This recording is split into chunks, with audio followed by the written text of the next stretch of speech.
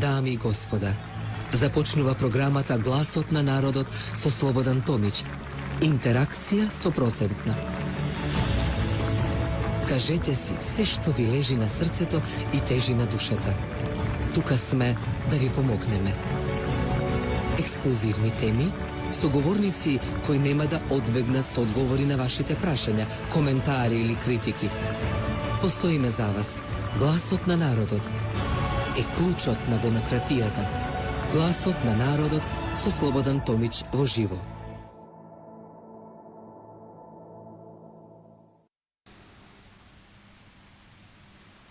Добар ден, почитувани или добро вечер. Добро дојдете во Гласот на народот на вистинската телевизија или дневната доза. Имавме да видиме, да слушниме и секој ќе велам со задоволство се она што кажав, се се обистини. Сите мои анализи потврдија, резултира со 100% погодок.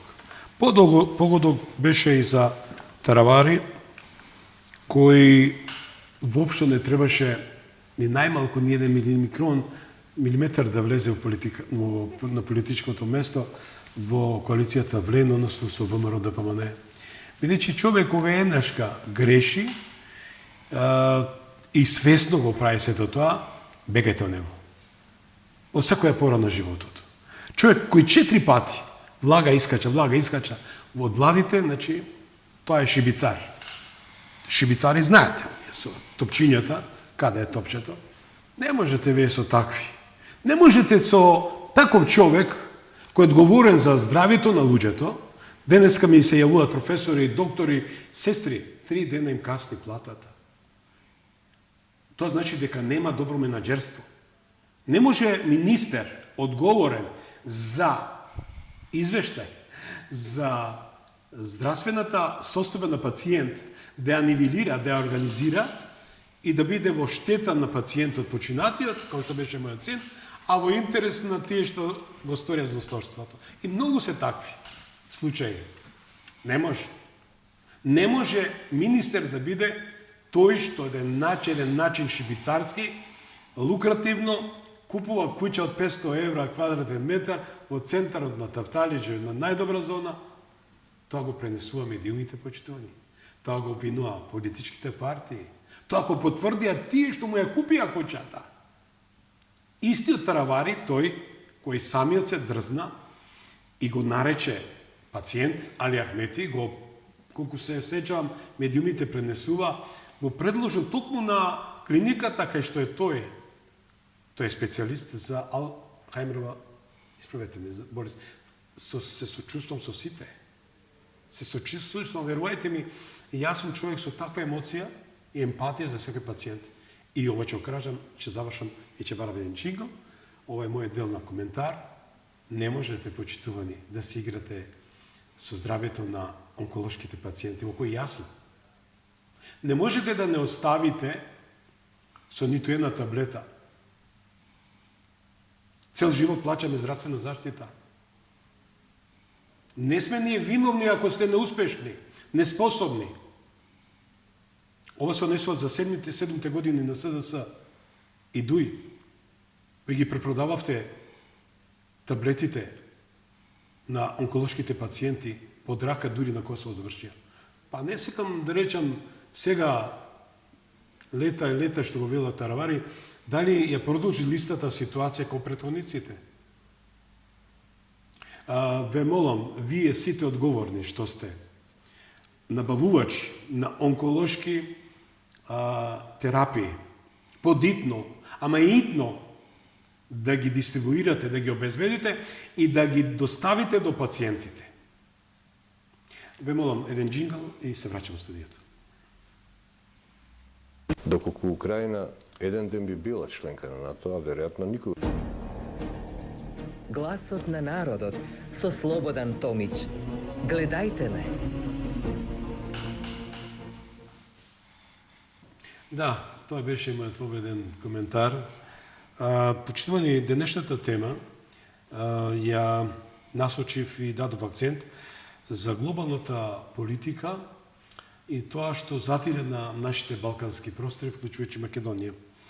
Путин, Трамп, папата, дали доаѓа мир или нова поделба на светот, а ќе ја третирам со мојот драг пријател и доста добар познавач на военното разузнавање или поранешен воен разузнавач Владо Јовановски.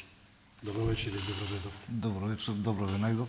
Благодарам за поканата и можноста да го изнесам своето мислење. Мене ми е чест и задоволство, впрочем, че се согласите со мене за ова безредие, беззаконие во државата што ни се случува сите овие години, а плачеме ние обичните смртници.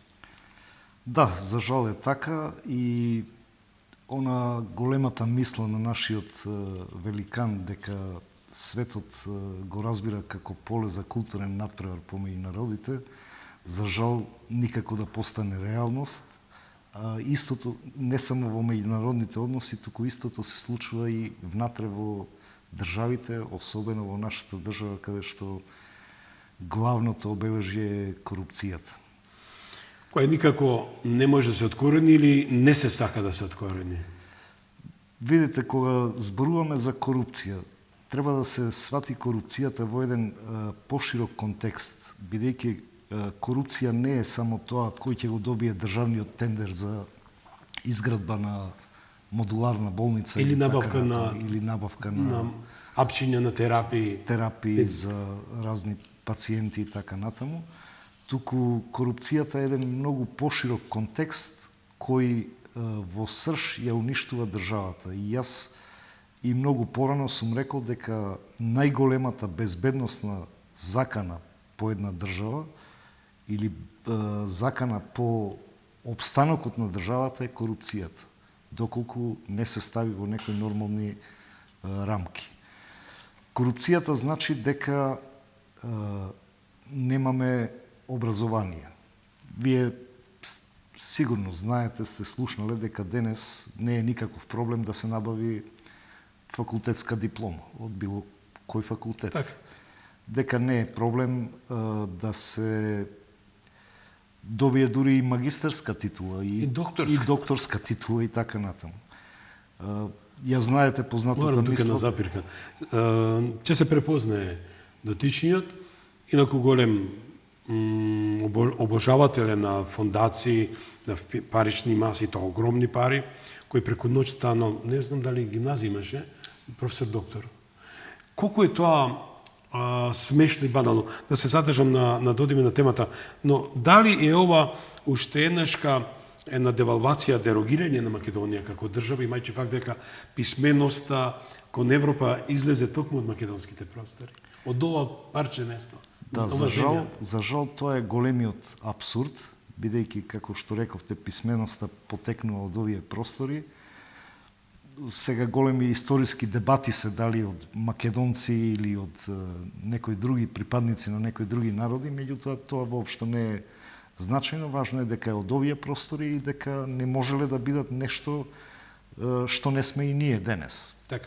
Значи, секако дека сме нивни наследници, но не е тоа значајно. Да, тој абсурд е многу голем и многу е жалосен. Ја знаете познатата мисла дека ако сакаш да уништиш еден народ, уништи го образованието. И здравството. И здравството. Апсолутно.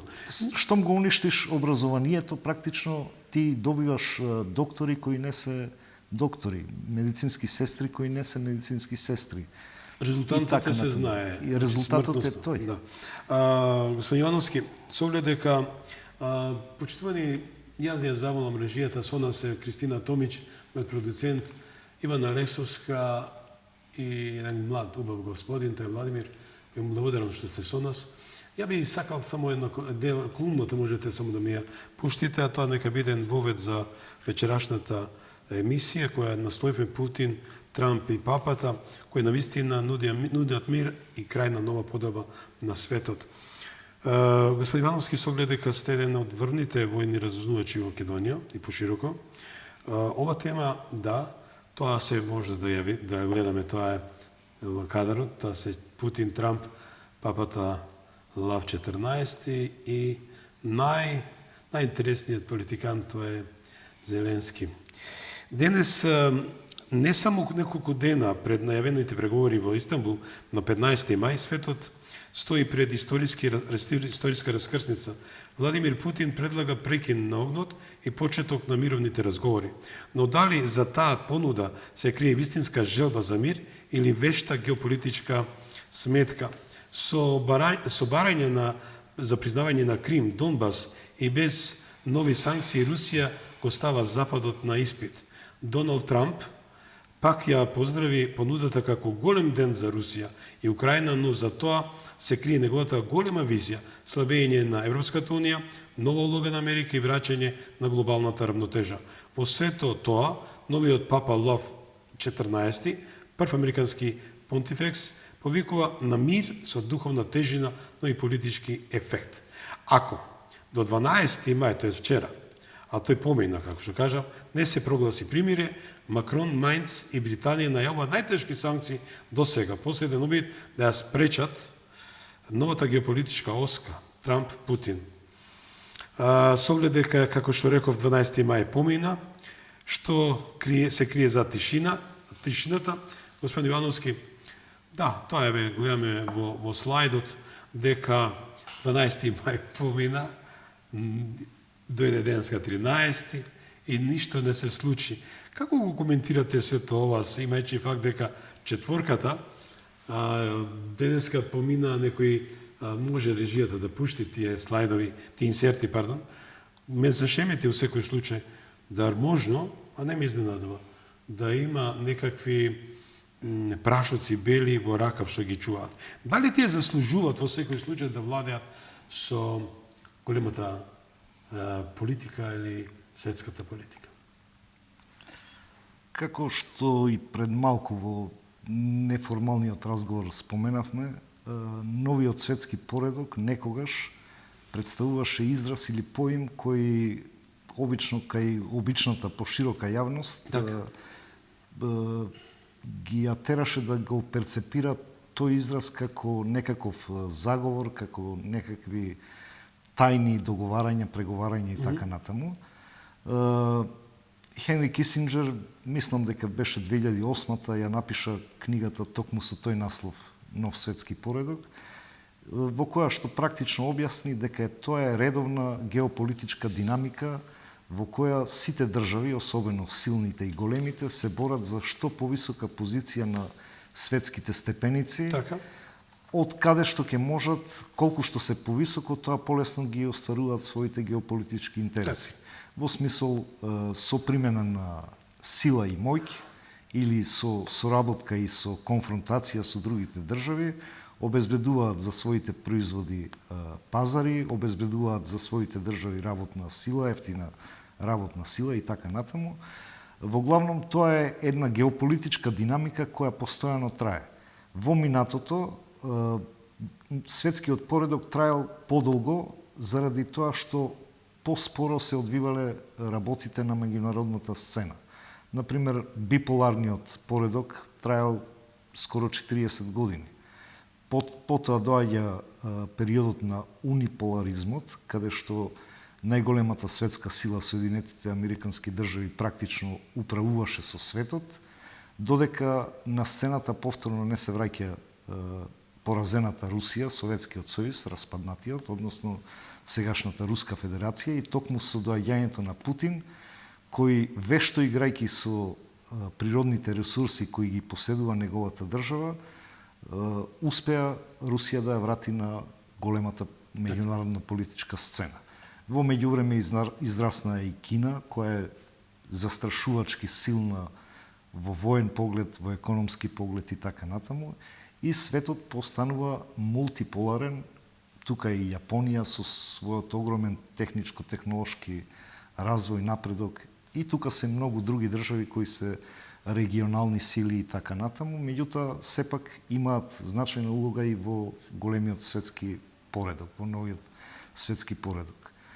За да зборуваме за војната која моментално се уште трае во Русија, Украина, тогаш би требало малку да се осврнеме и на тоа зошто таа војна и започна. Всушност, имаше има, се уште постои една теорија на професорот Халфорд Мекиндер, кој уште во 50-те години од минатиот век ја пласираше таа теорија, која вели кој владее со Хартлендот, срцето на земјата, владее со светот. Под Хартленд го подразбирал подрачјето на денешна Украина, Сибир, област на Манџурија во Кина и тие области, таа оска на светот практично. Тој во тоа време повеќе го кажал тоа, ја поставил таа теорија имајќи ги во предвид геостратегиските аспекти, бидејќи од тие позиции може државите кои се наоѓаат таму се длабоко вовлечени во копното, меѓутоа ги контролираат и морските површини од двете страни, практично од сите страни на светот. И тоа би им овозможило контрола врз трговските правци во тоа време што се одвивали и така натаму. Во денешно време веќе на сите им е јасно дека подрачјето на Украина и на Руската Федерација е најбогато подрачје на светот со природни ресурси. Да. Минерали, нафта, газ и така натаму. Тоа е факт. Всушност, целото настојување на Соединетите Американски држави, односно предходната владеачка гарнитура таму, со својот агресивен, неолиберален или либерален настап во светот, со употреба на сите средства, значи и воени средства и политички со спроведување на хибридни војни, шарени револуции и така натаму, се обидуваат да продрат до Украина и да го завземат тој простор и дури во физички смисол, за да можат да ги црпат ресурсите. Како верен сојузник во тоа настојување ја има и Европската Унија. Тука би забавно една изјава нашиот генерал и подпредседател на ЗНАМ, кој исто така има една интересна изјава апропо Украина. Може да одиме со таа куса изјава на генералот? Доколку Украина еден ден би била членка на НАТО, а веројатно никогаш нема да биде, со сиот тој потенцијал воен кој што би бил инсталиран на украинска територија би бил многу блиску до дометот на главниот град на Русија. И тоа Русија не може да го дозволи. И верувам дека статусот на Украина ќе биде во делот специјален, неутрален и тоа е основа на да кажеме подолго траен мир на европскиот континент. И веројатно Русија ќе мора да отстапи од желбата на украинскиот народ да се интегрира во Европска унија.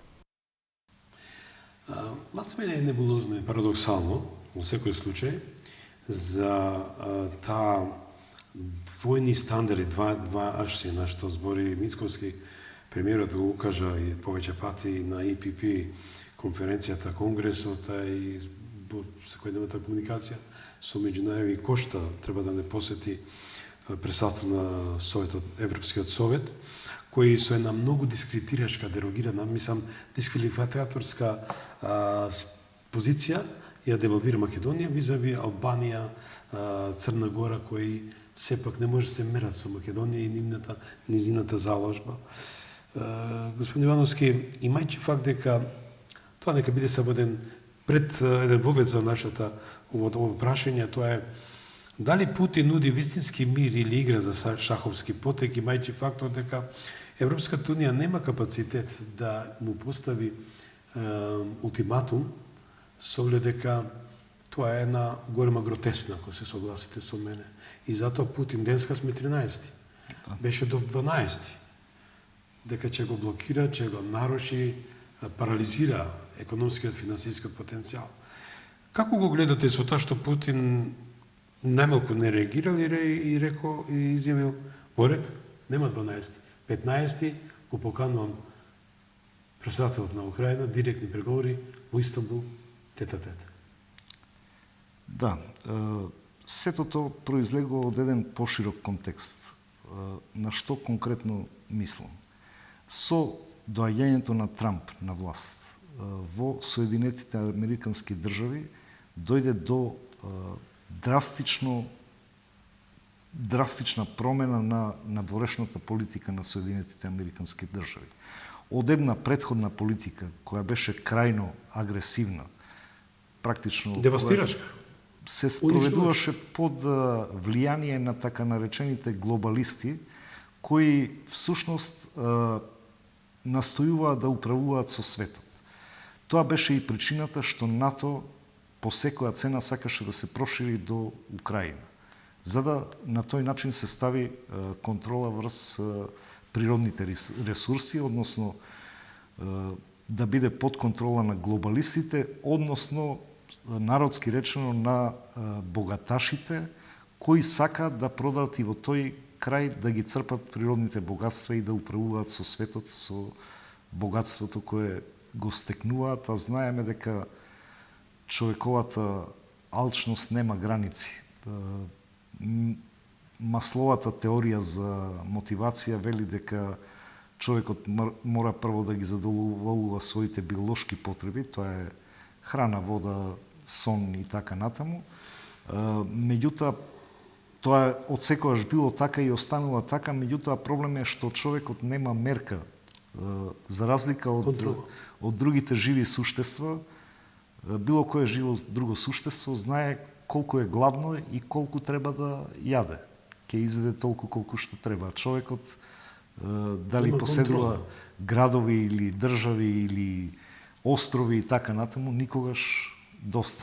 Затоа тие сакаат да продадат и во тој крај, и тоа со примена на секакви политики, дури и крајно агресивни, со примена на воена сила и така натаму. Во тие нивни настојувања го знаеме и исходот со Србија, Косово и така натаму, докаде беа спремни без одобрение од Обединети нации да употребат воена сила и така натаму. Без одлука на Советот за одбрана се... Ова што генералот пред малку го кажа, да, сосема се согласувам, бидејќи уште за времето на Горбачов, кога практично се распаѓаше Советскиот сојуз, Горбачов добил уверување дека НАТО нема да се шири до границите на Украина, меѓутоа тоа покасно му кажа дека тоа нигде не го пишувало и веројатно... Дали може би тоа некоја игра на Горбачов, со оглед дека во политиката се е можно? Јас повеќе верувам дека искрено сакал да направи нешто за својата држава која беше во распаѓање, која не можеше да одржи така голема, така силна и така натаму. И верувам дека поверувал во тој момент дека они немаат интерес да се шират во тие краеви. Меѓутоа, како што пред малку споменавме, човековата алчност нема граници и тие сакаа и Украина да земат во своите преградки. Дали Путин нуди вистински мир, како што праша, или игра еден шаковски потек? Во интерес му е да сега навистина настапи мир, бидејќи она што е зацртано, состојбата на теренот говори дека Руската Федерација го оствари тоа што го имаше предвидено. Значи, Крим е во нивно владение, да кажеме, исто така и областите Донбас и така натаму. Војните преговори, да, во интерес на сите е навистина да настапи мирот. Војните преговори, Русија, како што знаеме, ќе инсистира на тоа да Украина не биде членка на НАТО. Неутрална.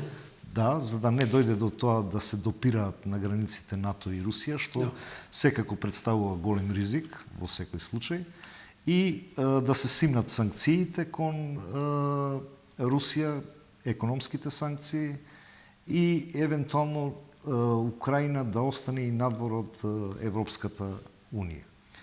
И сега тука се создава една малку чудна ситуација. Силна поддршка за тоа што го прави Русија има од американската администрација. Тоа е промените што настапија после доаѓањето на Трамп на власт. И практично сега Европската Унија останува некако по страна. Всушност, единствено за што се заинтересирани тие е следново, според мене. Тоа се две работи главни. Тие се под влијание силно на воено-индустрискиот комплекс, со кој војната во Украина, за кој војната во Украина беше одличен извор на огромни профити. И втора работа, Европската Унија, да се разбереме, како и Трамп, впрочем, и и руската администрација се заинтересирани за огромните површини со природни ресурси во Украина.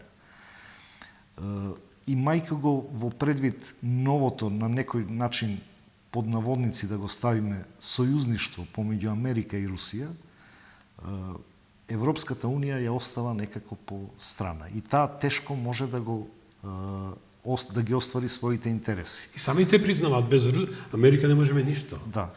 Сега, дека се немојче. Од една страна потврлуваат, бидејќи се заложници на воено-индустрискиот комплекс.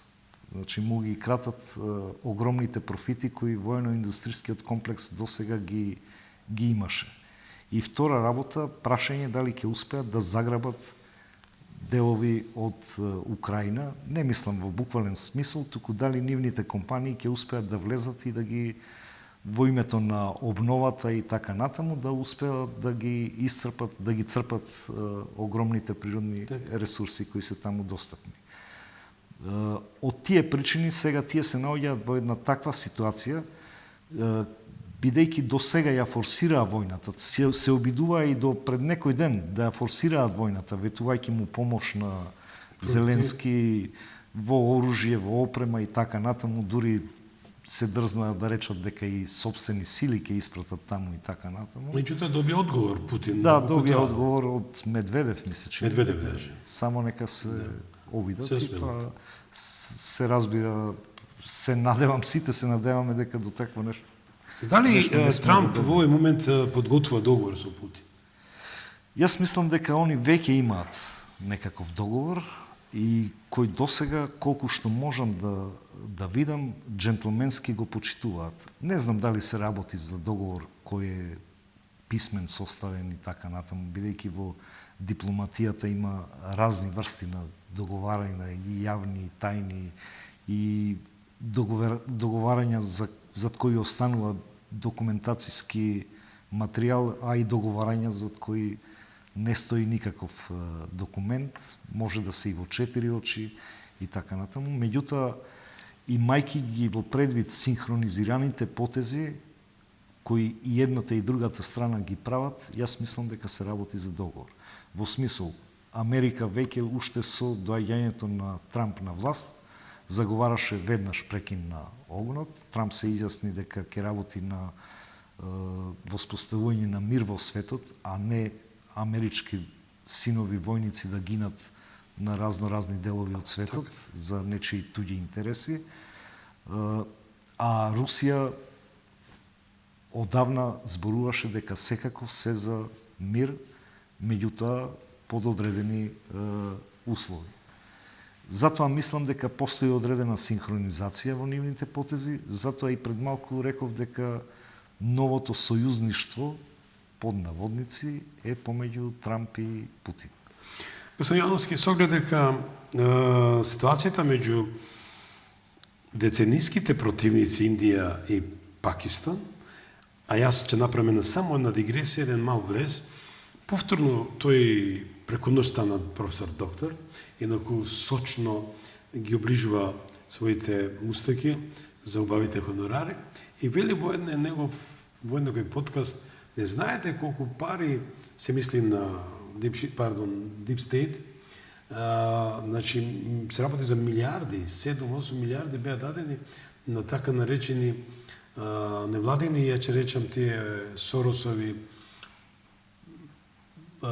измеќари, како да ја направат таа стега, мислам таа конфузија и одвратност меѓу две држави, се мисли на Индија и Пакистан, и се случи. Меѓутоа, повторно Трамп влезе меѓу ситуацијата и направи еден баланс. Дали со ова кажува Трамп порака до се уште неуништената длабока држава или таа метастаза што уште постои?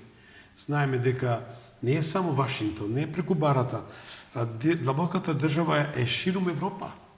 Затоа ги имаме овие наши измеќари што се појавуваат од време на време и као гаврени клукаат и викаат за работењето нова политичка. Јас кажав дека политичката гарнитура и дадов проста уште еден временски период, ја поддржувам, бидејќи не е сеедно да преку ноќ или за една година, претпоставам, дека ќе биде порано, да се справи со криминалот што го ставија СДС, М и ДОИ. Но, во контекст на ова, дали, според вас, длабоката држава има се уште сили, енергија да направи дестабилизација во светот, па вклучувајќи и на Балканот и Македонија? Јас дури мислам дека првиот мандат на Трамп всушност беше во сенка на длабоката држава.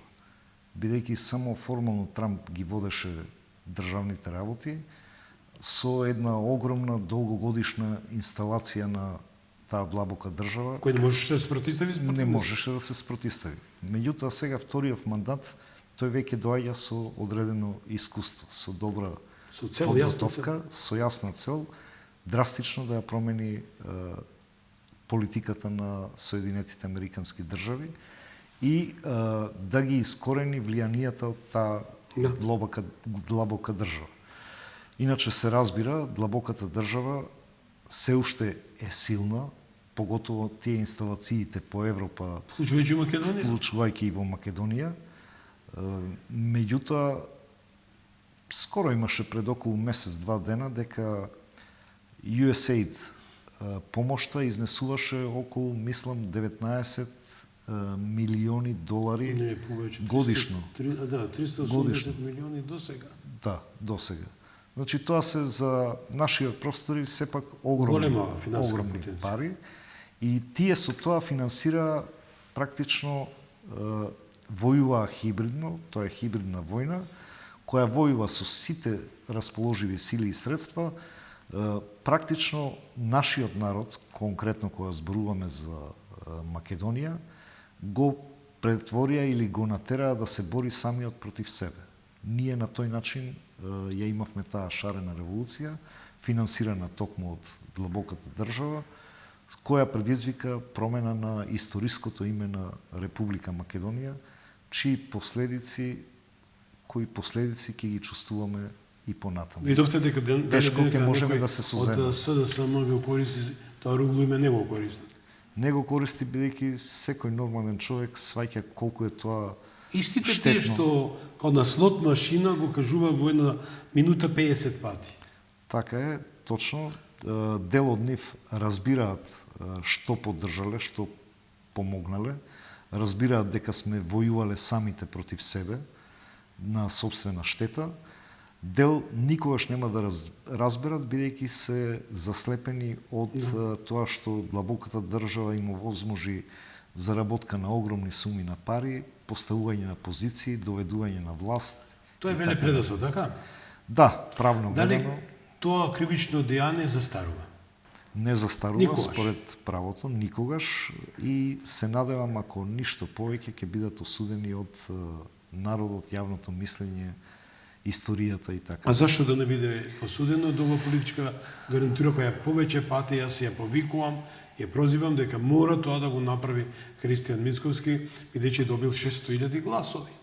Значи има една бланко меница дадена од народот како резултанта до тоа дека, како што спомнавте, измеќарите на длабоката држава и на Сорос донесоа 3 контроверзни пакети: Охридски договор, Преспански и Бугарски диктат. Што значи уништување, бришење, делетирање на Македонија од геополитичката мапа на светот и Атлас. Значи, дали треба конечно и народот да се свести? Он не се меѓу народот да врши притисок. Да, во право сте потполно. Меѓутоа, пред малку зборувавме за корупцијата. Корупцијата е на нашиот простори присутна во големи размери од самото формирање на државата, од првиот ден на осамостојувањето на Република Македонија. И таа веќе има зафатено такви размери, такви корени. Пипците се толку длабоко навлезени, што се навлезени и во свеста на обичниот човек. Денес секој ќе ви каже дека е нормално на докторот да му однесете флаша виски, лаптоп и не знам што, и така натаму да го частите затоа што си ја работи својата работа, или на професорот кој ви дал седумка или на судијата или на обвинителот. Да ја чува во фиока. Тоа се такви последици од корупцијата што веќе и изборот затоа кадровските Решение? решенија веќе Се на партиски стеснуваат. клучи. Да, и стеснете изборот веќе и веќе се бираат луѓе кои се одраснати и живеени во тој корупцијски дух. Амбиент. Господине Јовановски, јас и вие пред емисијата говоревме на таа тема, јас жочно се нервирам, со оглед дека има многу силни капацитети, интелектуална потенција максимална. Еве во контекст на тоа зборам за 2025. Дојда, покажа, изразија револт дека оваа држава не може вака да постои. Не може 90.000 луѓе да чекат фиктивна социјална помош, што не е сега, тоа е во континуитет години, и да не иде на работа, а на црно да работи на други места, и таа сива економија, контрабанда кај што се случува. Мора денеска да се стави крај, да се исече таа метастаза, да се пресече, да ја апутира таа ситуација. Но, ќе го продолжиме тоа во финале. Ајде за папата, бидејќи темата е таа. Папата како морален фронт, дали е тоа обид за глобално влијание? Јас прво сум изненаден што е папата од Соединетите Американски држави. Зашто? И веднаш се прашав дали е случаен тој избор. Затоа што сега ми говори дека тој сакал или не сакал одраснат во тоа подрачје таму, веројатно дел од својот карактер, дух, знаење, искуство стекнат таму, колку тоа ќе се одрази врз неговото папствување, така да го Мислам, наречем. морам тука да ви влезам. Тој знаете дека е предложен индиректно и од Франсис, језуитот, а језуитите знаете дека сепак тоа не се случајни препаници на римокатолицизмот, туку сепак се тие кои владеа со светот. Така е. Дури што се збори црниот папа е тој што владее со светот, не актуелните кардинали. Но да идам поред. Самиот Франсис, кој дојде во Македонија, и упати две пораки. Дека писменоста доаѓа до овие простори, а во авионот која леташе на прашањето на некој од новинарите, кажете која е сличноста или спротивноста меѓу Македонија и Бугарија. И јасно кажа, бугарите немаат никаква врска со македонците. Македонците се поинакови посебен народ. Што истото така ќе завршам, Лав 14, кој е спротивен од Лав 13, упати порака кон Македонија. Чите меѓу редови што се вели, дека се надева дека светот ќе има разбирање кон Македонија и ќе остави на мирно да дише. Мене ми таа порака ми дојде, јас ја пишав во колумна, како еден позитивен фидбек од таа страна. Во тој контекст јас би го рекол и следно, дека да се разбира пораките од папата Франсис. Од првото негово обраќање. Франсис, да. Да, беа одлични, ја искажуваа суштината, искажуваа кон што тој цели, бидејќи од секогаш било актуелно прашањето за името на Република Македонија, за идентитетот на македонскиот народ, и тој сосема јасно тоа сето го поддржа. За жал, под влијание на длабоката држава која споменавме, кај нас имавме раководство кое, водејќи се од личните интереси, практично клиентелистички, не, јас би рекол и лични. Чисти лични, бидејќи сето тоа Денеска гледам имат златна виза за Емиратите и се сликаат со таа виза. Тоа нема осуство на казнена политика и неказнево со Македонија. Влагаме у 5 минути заврши, тоа се ваши. Што значи се тоа за Македонија? Збориме апропо темата. Дали Христијан Мицкоски може да искористи нов еден ваков геополитички момент и нормално импликациите врз нашиот северен сосед, кој навистина е еден од авангардите и сили и битниот фактор за стабилност на Балканот? Така е. Јас би рекол дека секогаш постои начин да се направи нешто добро за сопствената држава. Потребна е добра волја, добар тим, добро знаење, посветеност, пожртвуваност и така натаму. Првичните потези со зближувањето со администрацијата на Трамп од страна на нашата влада беа одлични, бидејќи јас барем како граѓанин почувствував дека конечно некој ќе се грижи за нашите национални интереси, витални интереси, во смисол и на националниот идентитет, но секако и економските прашања и така натаму. Од тие причини во последно време сме ние на некој начин, ако забележувате, од Европската Унија малку и критикувани или со поинакви зборови кажано, ми се чини дека Кос скоро се изрази дека Македонија во 2045 или така нешто. Да, 45 или. Така ако иде нешто. со темпот, значи Украина би се инкорпорирала 45 година. Да, што се небулози, мислам дека нивните такви реакции се токму на реакции на зближувањето на македонската администрација со администрацијата на Трамп. Меѓутоа, невозможно е да се постигне успех во ниту една држава доколку корупцијата не се доведе во некои разумни рамки. Имаше, ми се чини дека беше премиерка на Израел, не знам, или некој висок функционер на Израел, која рече дека... Да, мислам дека рече дека додека корупцијата и криминалот не се стават... Искорени? Не се стават како да се еднаква важност со национално предавство и така да се третираат од кривичните законици, нема да има успех во државата. Бидејќи корупцијата навистина предизвикува опасност по обстанок на државата. А не само тоа, господин Јовановски, немаше 3 минути. Фактот говори да Пејеска почнав и ќе го финализираме со тоа што имаме еден антагонизам. Знаете што најголемиот лопов вели држте го крадецот. Се мисли на политичката партија која треба час поскоро да се ресетирали да испари од политичката карта во Македонија.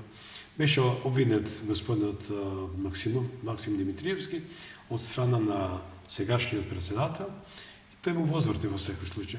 Дали е ред и време, тоа се 2 минути ваши, конечно Македонија да се изчистат политички, да речем, во секој случај, а по волја на вистината на самото членство на политичката партија, и да се направи еден ресет во вистинска смисла зборот, Македонија да оди напред.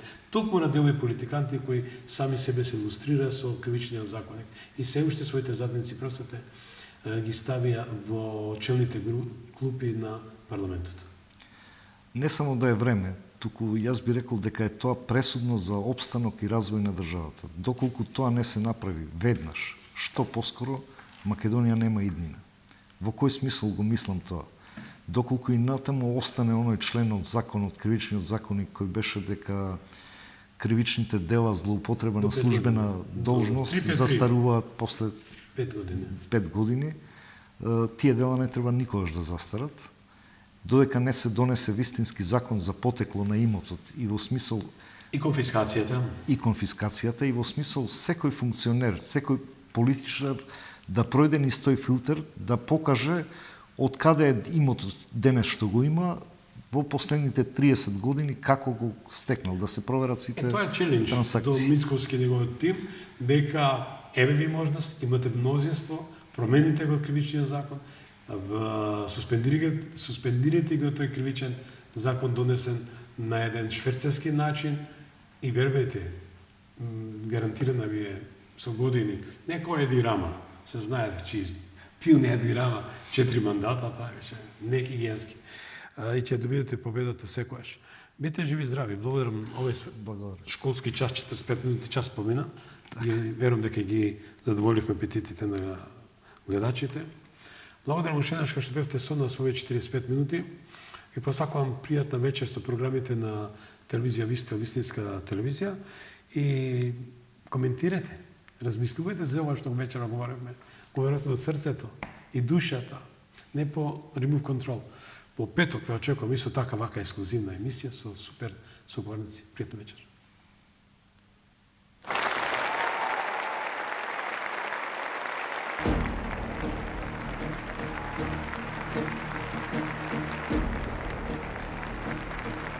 Ви благодариме што бевте дел од гласот на народот со Слободан Томич.